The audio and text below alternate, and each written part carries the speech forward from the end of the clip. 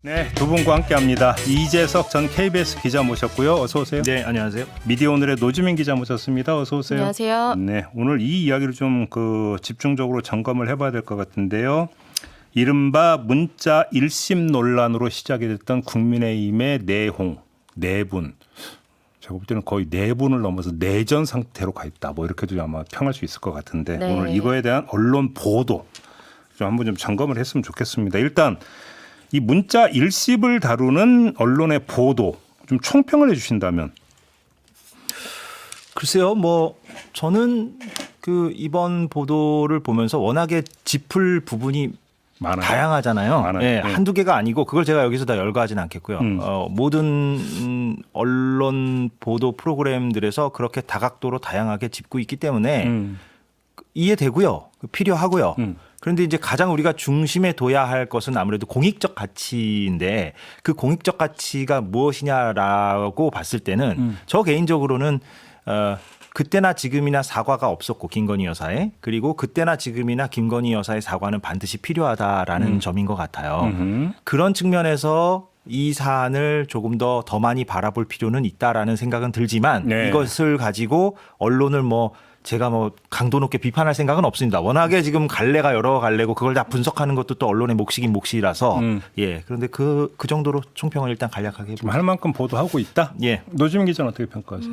지금 짚어봐야 될 포인트가 정말 많은 보도잖아요. 그런데 이런 보도가 좀 장기화되다 보면 네. 결국에는 양측 간의 다툼이나 갈등 같은 것들이 좀 반복되다가 끝나는 경우들이 좀 있거든요.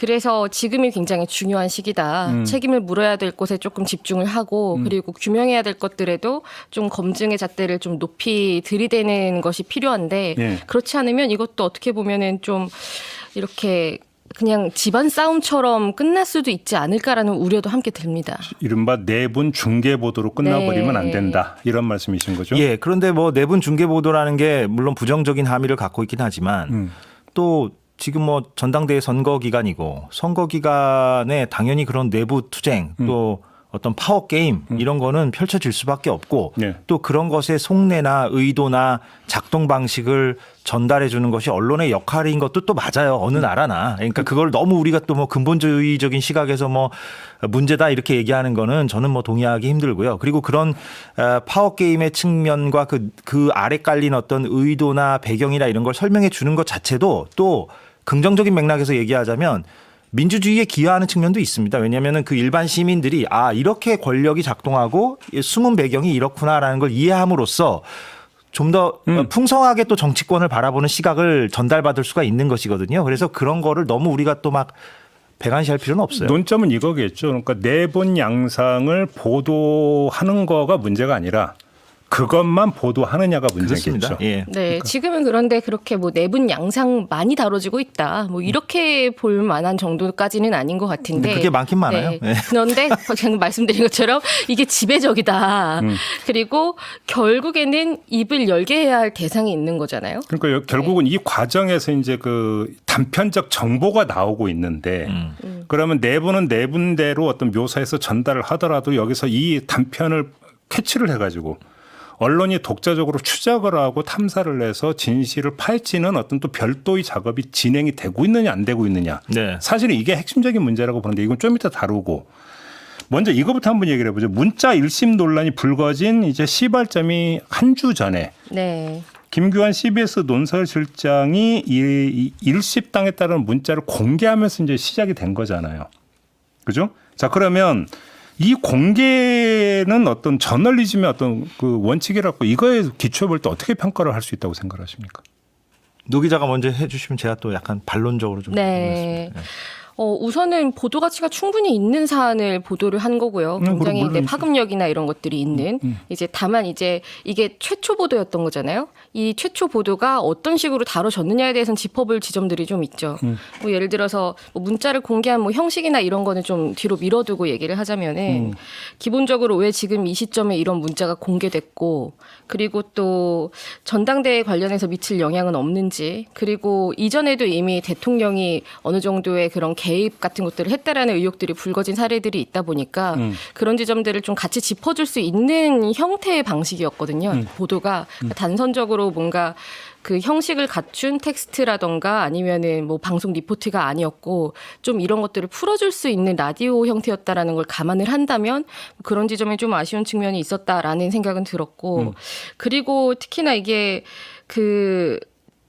김 여사 측의 입장에 어느 정도 좀 치우쳐서 단정적으로 표현을 한 부분들이 좀 많이 눈에 들어온 것도 있었거든요.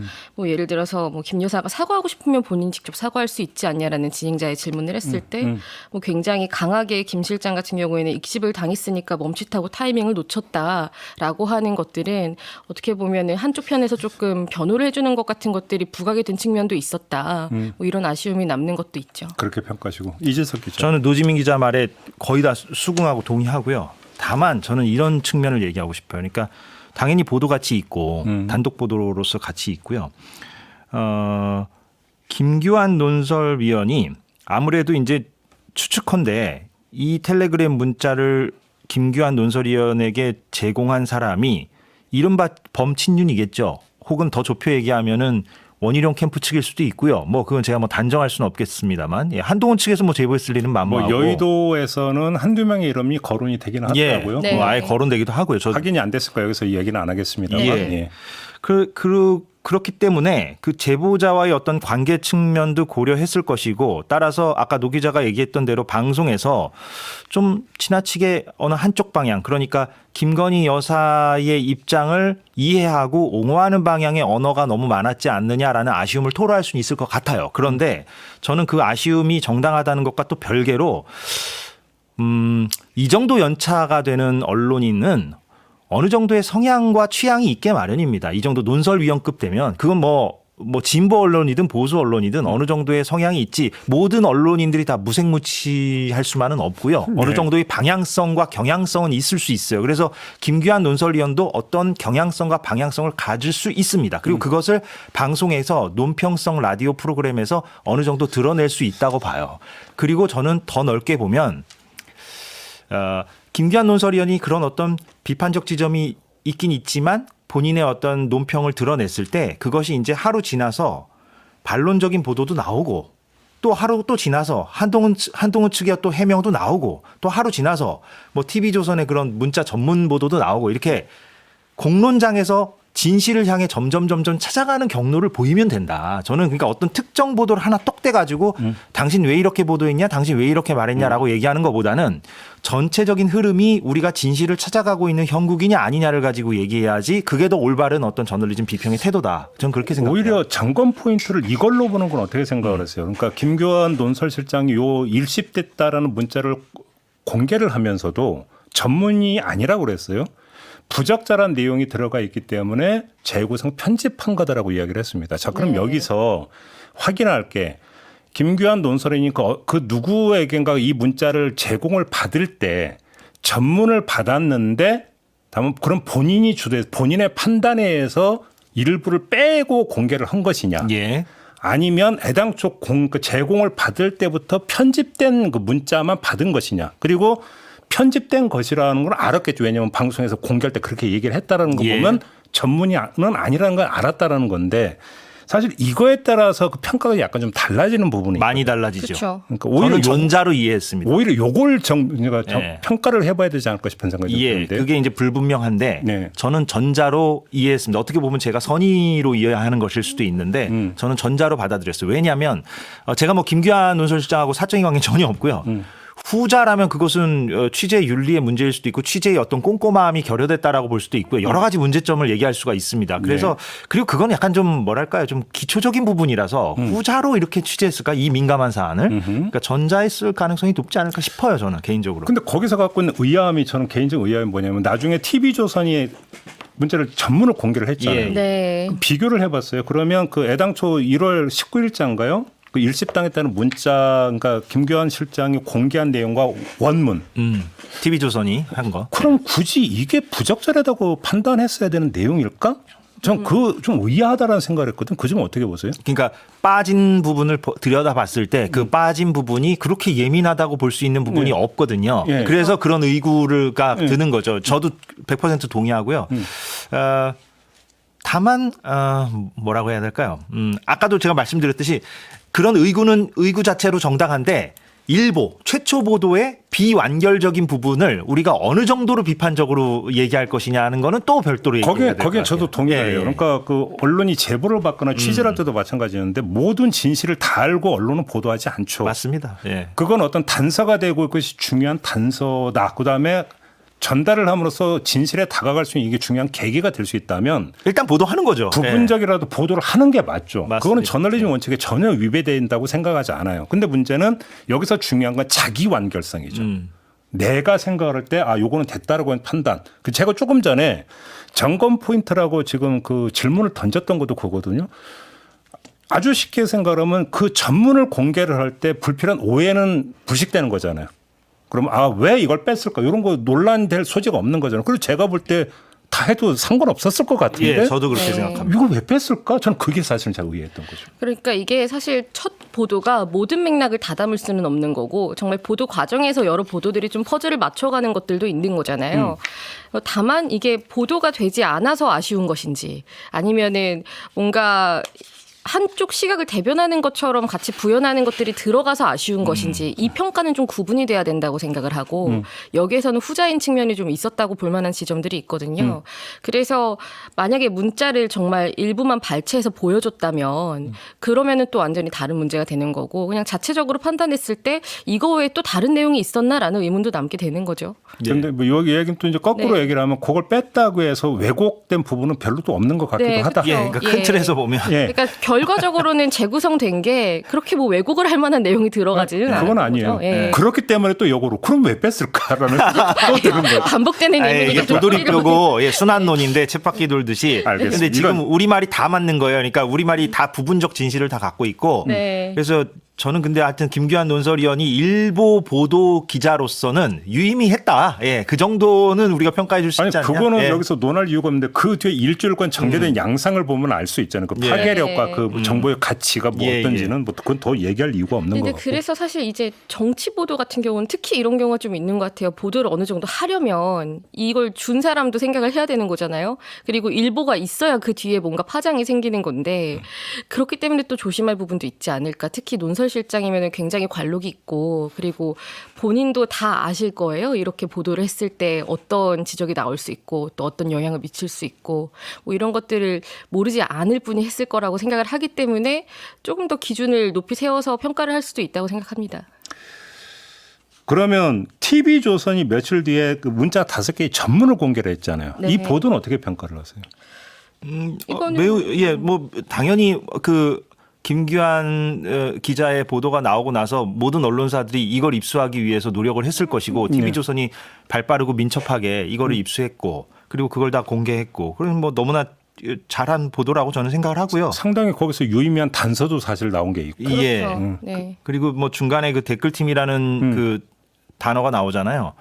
그래서 뭐 저도 약간 자기 반성 아닌 자기 반성을 했는데, 그러니까 이 보수 언론의 어떤 대표 주자라고 할 수 있는 TV조선이 그 부분도 그냥 뭐 생략하지 않고 그대로 공개했다는 점이 뭐 저는 약간 처음에는 좀 의아하다 싶었는데 그 의아하다라고 생각하는 제 관점이 너무나 편견이 또 작동한 것이 아니냐라는 또 반성 아닌 반성도 좀 했고요. 예.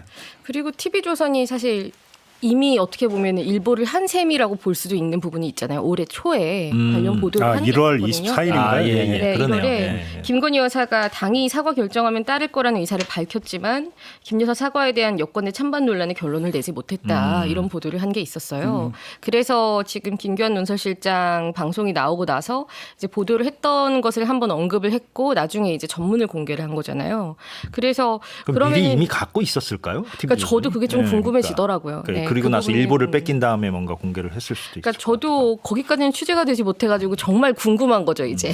알겠습니다. 네. 아까 미뤄뒀던 그 주제를 한번 그럼 이야기를 해보죠. 그러니까 그 이것 때문에 불거졌던 공방, 내분 이런 거 양상을 전하는 것은 뭐 당연히 할 수 있는 예. 보도라고 보는데 그것과는 별개로 언론이 좀 검증하고 추적하고 탐사를 해서 독자적으로 진실을 파헤치는 작업을 했어야 되는 게 지금 이야기 과정에서 잠깐 묻어나온 댓글팀 같은 경우가 그런 게 예라고 좀 볼 수 있는 거 아닐까요? 지금 진행 중인 것 같아요. 그러니까 이게 뭐 나온 지 며칠 안 됐기 때문에 그리고 이런 은밀한 것이 뭐 금방금방 하루 이틀 만에 실체를 드러내기는 쉽지 않고 그래서 아마도 지금 열심히 취재하는 언론사들이 있지 않을까 싶긴 하고요. 예.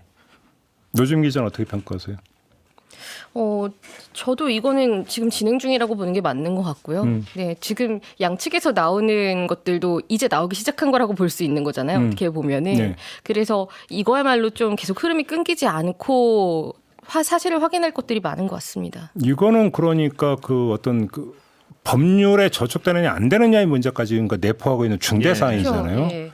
그다음에 어떤 그 국정원 댓글팀부터 시작을 해가지고 여러 가지 우리 기억에 지금 그러니까 저기 뭐냐 뇌리에 박혀 있는 이전에 어떤 여러 가지 선례가 있기 때문에 이거는 뭐 지금 뭐 국민의힘의 전당대회가 판세가 어떤지 누가 대표가 되든 이런 거와는 상관없이 그러니까 끝까지 추적해서 밝혀야 될 그런 사안인 것 같은데 아무튼 지금까지만 놓고 본다면 언론이 뭔가 이거에 대해서 취재를 해서 뭔가 결과물을 보도로 내놓는 거는 별로 본 적은 없는 것 같아요. 아직까지는. 아직까지는 그런 것 같고 쉽지 않은 취재인 것 같고요. 예. 근데 약간 뭐 그 제가 약간 서두로 좀 돌아가는 감은 없지 않아 있지만 아무튼 저는 김건희 여사의 사과가 그때도 필요했고 지금도 필요하고 아직도 안 하고 있다라는 관점에서 보면 그것이 가장 공익적인 가치에 부합하는 문제의식이라는 관점에서 보면 이번 문자 논란 보도를 할 때에도 어떻게 하면 그 김건희 여사의 사과가 현실화되었을까라는 물음에 기초하여 언론이 좀 보도가 더 많이 생산되었으면 어땠을까 하는 바람은 있어요.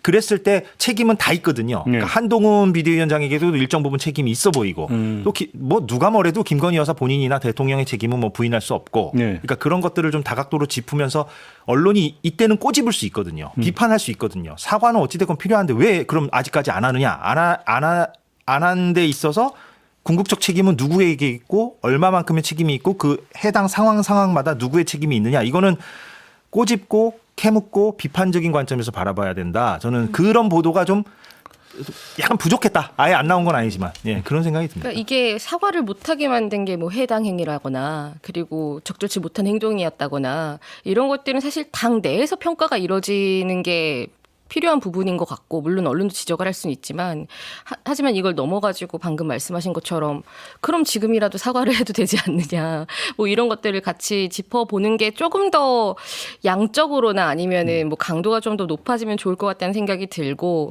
그리고 근데 또 최근에 보면은 이런 내막 같은 걸 짚는 보도들이 예전에 비해서 굉장히 좀 많아졌다라는 생각이 들거든요.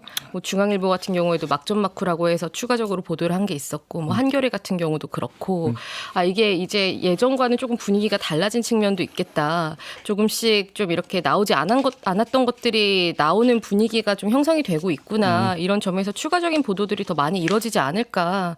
뭐 이런 생각이 듭니다. 근데 아까 그 김기현 논설실장이 이제 이른바 그 문자 일십을 이야기했던 그 프로그램 있잖아요. 네. 이거에서 방송통신심의위원회가 권고 의결을 결정을 했다고 하는데 이건 어떻게 평가를 하세요? 그러니까 이거는 저는 방심위가 또 좀 뭐 흔히 하는 말로 오버한 것이라고 저는 봅니다. 그러니까 뭐 이게 왜 권고 의결을 받았는지 저는 이해할 수 없고 역시나 방심위가 이번에도 과잉 제재의 하나의 사례를 보여준 게 아니냐. 아까 말씀드렸듯이 그 김규환 기자의 보도 내용이나 보도 행태에 대해서 노 기자가 얘기한 대로 그렇게 비평을 하면 됩니다. 그렇게 비평을 하고 또 그 후에 그 CBS가 다른 프로그램 혹은 해당 프로그램에서 또 반론적인 입장도 다 달아주고 했어요. 그러니까 김규환 실장이 좀 내비쳤던 그런 방향성과 배치되는 즉 한동훈 후보 측의 입장도 안 다뤄준 것도 아니고 그 다음 날이든 뭐 그 다다음 날이든 뭐 아침 프로든 저녁 프로든 그렇게 공론장에서 여러 프로그램에서 조금씩 이렇게 총체성을 찾아가는 과정이 있는 것이지 이번에도 방심위는 똑 떼가지고 이 보도 문제 있어. 이때 왜 이렇게 얘기했어? 이거 과잉된 거 아니야? 이렇게 접근하는 방식. 이거는 저는 과잉 제재라고 봅니다. 그럼 일단 근데 방심위가 내건 이유가 뭐예요? 그래서 저도 이걸 좀 짚어봐야 될 게 있는 것 같은데 객관성 위반이다 이러면서 행정제도 권고가 의결이 됐거든요. 그런데 이제 좀 주도적으로 문제를 제기한 게 문재환 의원이었어요. 대통령 추천으로 임명된 분이거든요. 일단 이것도 하나 좀 중요한 포인트인 것 같고요. 그리고 근거로 지적을 한 것들을 보면은 이제 사실과 의견이 혼재돼 있다. 사실이라면 근거가 어디에 있나. 또 취재원이 누구지 밝히지 않았다. 이렇게 지적을 했고. 아니 잠깐만요. 네, 류일임 위원장도 익명 취재 지양해야 한다. 이렇게 말했습니다. 취재원을 밝히지 않아서 징계한다면 언론이 어떻게 보도를 해요? 그래서 이 기준으로 보면은 사실 징계를 하거나 이렇게 제재를 하지 않을 보도가 없을 거예요. 아니 그다음에 사실에 부합한다라는 것은 이미 지금 저희 얘기 나왔잖아요. 그 문자가 있었던 게 그 했고 그다음에 그 자리에 그 신지역 한동훈 캠프 상황실장도 아마 있었던 걸로 제가 기억을 하는데 그러면 일종의 어떤 뭐냐면 상대에 대한 어떤 의견 표명의 기회도 준 거잖아요. 예, 네. 그 의견 표명의 기회는 당일이 꼭 아니어도 됩니다. 그러니까. 그렇죠. 이게 그 방송의 특성이라는 걸 이해를 과연 하고 있는가라는 생각도 좀 아니, 들었고요. 그리고 익명 취재 이 부분은 그냥 뭐랄까 징계를 하고 싶은데 가져올 어떤 이유나 명분이 없으니 얘기를 하는 거예요. 사실 오늘뿐만 아니라 매일매일 모든 정치부 뉴스에는 익명 취재 얘기가 다는 아니지만 상당 부분 들어가고 만약에 익명 취재 가지고 문제 삼는다면 모든 언론사는 지금 문 닫아야 됩니다. 아니, 그 예를 들어서 뭐 용산에서 뭐 용산의 핵심 관계자, 고위 관계자 발 보도가 얼마나 많아요. 그거는 뭐냐면 그쪽에서 그러니까 익명으로 해달라고 요청을 했기 때문에 그렇게 보도하는 거잖아요. 그럼 이 보도 하나도 하면 안 되는 거잖아요. 결국. 그러니까 물론 이제 익명 취재를 지양하자 뭐 이건 교과서 같은 얘기죠. 그러니까 이런 거는 저희 같은 이런 방송이라거나 아니면은 뭐 언론계 내부라거나 이렇게 소화를 하면은 될 만한 수준의 문제인 거지. 이걸 이렇게 제재를 하는 걸로 이어지는 거는 또 다른 차원의 문제인 거예요. 예, 뭐 너무 이제 좀 소위 깨알 같은 얘기일 수 있는데 그 김규환 기자의 그 말하는 방식이나 스타일이 또 뭐랄까 되게 재밌어요. 들어보면 재밌고 어떻게 보면 좀 예능적인 면도 있고 해서 이게 뭐 비하의 발언은 아닙니다. 그러니까 그 프로그램의 청취자들은 오히려 좋아하는 측면도 있을 거고요. 그런 스타일이 또 이렇게 뭐랄까 이런 민감한 사안을 전달하는 데 있어서 이제 부적절하다라고 이제 심의위원들은 판단하는 것 같은데 그것도 이제 너무 좁게 보는 거죠. 예. 알겠습니다. 다른 주제로 넘어가는 막간을 이용해서 옛날에 유명한 사건 하나만 말씀을 드릴까요? 익명 보도니까 생각이 나는 거. 전설로 남아있는 익명 기사가 뭔지 아십니까? 데스킹 과정에서 걸러졌는데 한 기자가 기사를 출고했습니다. 표현이 이렇게 되어 있습니다. 익명을 요구한 청와대의 한 정무수석은 이라고 적었답니다. 예, 꼬였군요 문장이. 예.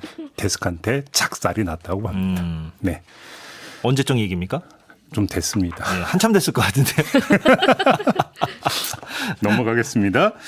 두 번째 주제, 이진숙 방송통신위원장 후보자를 둘러싼 논란이 계속되고 있는데요. 일단 지금 또 인사청문 요청서에 기재한 내용이 지금 논란이 되고 있습니다. 네. 어떤 내용입니까? 우선은 언론인 출신으로서 방송의 사회적 책임의 중요성을 누구보다 깊이 이해하고 있다. 그리고 방송의 공정성과 공공성을 담보할 수 있는 이런 요구가 있는 시기에 사명감과 책임감을 가지고 임무를 완수할 수 있는 적임자로 판단된다라는 평가가 있었고요. 그리고 방송사 홍보국장, 대변인, 기획홍보부장 이렇게 좀 여러 관리직을 역임하는 동안 조직 내부 소통 능력과 행정 관리 역량, 대외 협상 및 조정 능력을 두루 갖췄다. 이런 평가도 있었습니다. 그리고 이제 방송 기자 시절부터 사실에 기반한 균형 있는 일 처리를 해왔다. 저는 이 표현도 좀 눈에 들어오더라고요. 그래요. 네. 뭐 지금 짚을 게 많은데 시간 제한이 있으니까 요거는 어떻게 보세요? 연예인을 좌파 우파로 분류한 거 있잖아요. MBC 뉴스데스크 보도 보니까 뭐 이름까지 쭉 이야기하던데 네. 이게 좀 파문이 좀 커지는 것 같은데요. 그러니까 이거는 정말 이미 예전에 문제가 되어서 수사까지 이뤄지고 많이 논란이 되었던 일이 다시 반복되는구나. 네. 뭐 이런 생각이 들더라고요. 네, 좌파, 우파 이렇게 나누는 게 또 근거가 없어요. 제가 여기서 보면. 비하인드를 하나를 지금 네. 공개를 하겠습니다. 지금부터 귀 쫑긋하고 들어주시기 바라는데요. 조금 전에 진행했던 본방에서 사이시옷을 진행하고 있는 안준형 변호사. 이분에게 한 연예인이 연락을 해왔다고 합니다. 누구냐? 이진숙 후보자에 의해서 우파로 분류된 연예인이었다고 합니다. 이 연예인이 안준형 변호사에게 연락을 해서 나는 쪽파 대파밖에 모르는데 내가 왜 우파인지 모르겠다. 악플에 시달리고 있다. 이렇게 억울함을 호소했고 SNS 닫아야 하나 고민하고 있다는 말까지 했다고 하거든요. 네. 최초 공개입니다. 네, 이런 일까지 있었다고 합니다. 근데 아까 그 코너에서 왜 공개하지 않고 여기서 공개하시고? 거긴 또 다른 사건을 다루다 보니까. 예. 근데 이렇게 좌파 우파로 세상과 사람들을 가르는 것을 우리는 이른바 극좌 또는 극우라고 하죠. 그런 시각을 가진 사람들을 네. 그러면 이진숙 씨가 극좌는 아닐 테니 어떤 근데 사람인지는 모르겠고. 이론도 예. 어떻게 방송의 공정성과 공공성을 담보할 적임자로 판단된다라고 이렇게 쓸 수 있을까요? 인사청문 이 요청서에? 인사청문 요청하는 좋은 말만 쓰는 것이니까 제가 그냥 그러려니 하고 제가 그냥 받아들이겠습니다만 예. 이렇게 극단적인 사고방식을 가진 사람이 합의제 기구인 방통위원장으로서 적절한가. 그리고 페이스북의 페이스북 토론회 각종 발언 이런 데서 보여줬던 그런 극단적이고 어떤 이분법적 사고들이 아마 청문회 때 계속 노출이 될 텐데 근데 문제는 이거 가지고 뭐 낙마될 가능성이 적어 보인다는 게 더 비극이고요. 왜냐하면 그냥 무조건 막무가내로 가자는 거니까. 그러니까 예. 뭐 여론하고 상관없이 그냥 임명장 주는 거니까요. 임명동의 대상이 아니니까.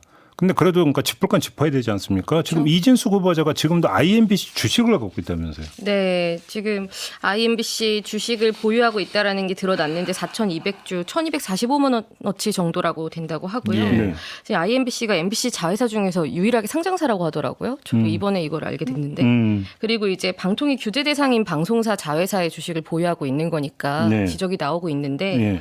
그 방통위 쪽에서 밝힌 입장을 보면은 방통위원장으로 취임하면 적의 조치하겠다 이렇게 표현을 했더라고요. 무슨 조치요? 적절하게 조치를 하겠다 이런 뭐 이렇게 취지의 용어가 발언을 했는데 어려워. 사실 이것도 굉장히 모호하게 답변을 했다라는 부분이 좀 있었고요. 네. 뭐 처분하겠다고 밝힐 수도 있겠죠. 네네네. 뭐 이게 뭐 거의 일단은 뭐 거의가 처분을 아니니까. 하겠다 방통위원장으로 임명이 되면이라고 했는데 예. 네, 이거는 뭐 일단 나중에 봐야 할 것 같고요. 실제로 어떻게 되는지는. 영화도 좌파 우파 이렇게 좌파 성향 우파 성향으로 나눴더라고요. 예. 네, 저는 그게 그렇죠. 더 참 황당하던데. 예. 근데 이게 좌파로 분류된 영화들을 보면요. 뭐 저희가 이걸 계속 얘기할 필요가 없을 것 같아요. 뭐가 있냐면 이미 보신 분들도 있겠지만은 기생충, 베테랑, 택시 운전사, 변호인, 설국열차, 암살 이런 영화거든요. 아니 그러니까 네. 예. 아니 그러니까 다른 걸 떠나서 그러니까 기생충은 예, 제가 수백 번 양보해서 기생충은 어찌 됐건 자본주의의 불평등이라는 네, 뭐 계급 사회에 대한 풍자. 불평등이라는 문제를 이렇게 인식을 하고 만든 이제 영화니까 예, 뭐 좌파라면 좌파일 수 있는데 베테랑이랑 암살은 왜 좌파입니까? 암살은 그 전지현 씨가 나온 그 일제강점기를 배경으로 했던 그 영화잖아요. 그러면은 뭐 일제를 상대로 독립운동가들이 활동한 것을 그린 영화가 우파라면 우파지. 왜냐하면 민족주의적인 경향이기 때문에 아니, 뭐- 오히려 우파로 분류돼야 되는 거 아닙니까? 아니 홍범도 장군 흉상 이전 얘기가 왜 나오겠어요? 뭐 그 맥락이 비슷한 거. 그러네요. 예. 그 베테랑은 그 뭐 형사들 얘기 아닙니까? 예. 그러니까 굉장히 이게 왜 오락적인 좌파인지를 측면이 모르겠어요. 강한 영화거든요. 반자본가 정서를 네. 고취한다. 그러면은 만약에 그 뭐 외국 영화지만 혹성 탈출 같은 거는 마르크스주의에다가 마르크스주의와 생태주의를 결합한 아주 가장 위험한 영화가 됩니다. 이거 왜냐하면 인류를 지금 뭐 동물이 감히 그러니까 제가 너무 농담을 좀 하네요 아침부터. 근데 이게 저는 좀 약간 정말 걱정이 되는 부분이 있었거든요. 이런 발언을 한 강연 자리에서 기가 막힌다. 좌파 성향 영화를 만들면 이렇게 인기를 끈다. 이렇게 아니, 말씀하신 부분이 이거저거 있어요. 따라서 네. 그런 분류법을 가지고 있는 사람이 방송통신위원장이 되면 그 위원장이 방송을 보고 두 분 패널을 뭐 어떻게 분류를 하겠습니까? 예. 네?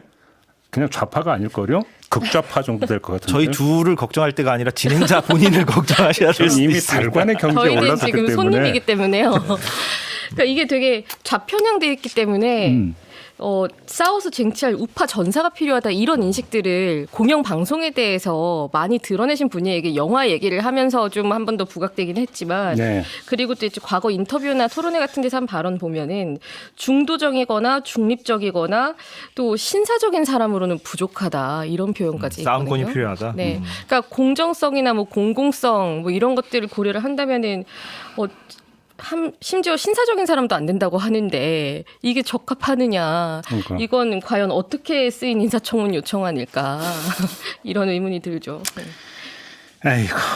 근데 하여간 정리를 하면 그럼에도 불구하고 임명동의 대상이 아니기 때문에 어느 시점에 가면 윤석열 대통령이 임명장을 줄 것이고 네. 제가 볼 때는 시나리오 가장 유력한 시안으로 임명장 받고 열리는 첫 회의에서 바로 공영방송 이사 선임안 의결할 가능성이 높고 어제 마감이었죠.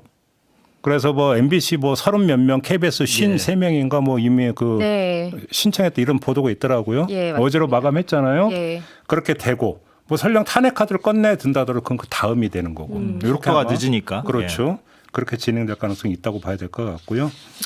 시간이 다 됐는데 짧게 저번에 저희가 그 단톡방에서 성희롱 여성 정치인 뭐 여성 기자 성희롱했던 기자들 얘기 잠깐 한 적이 있었잖아요. 예. 어떻게 됐어요, 이 사람들?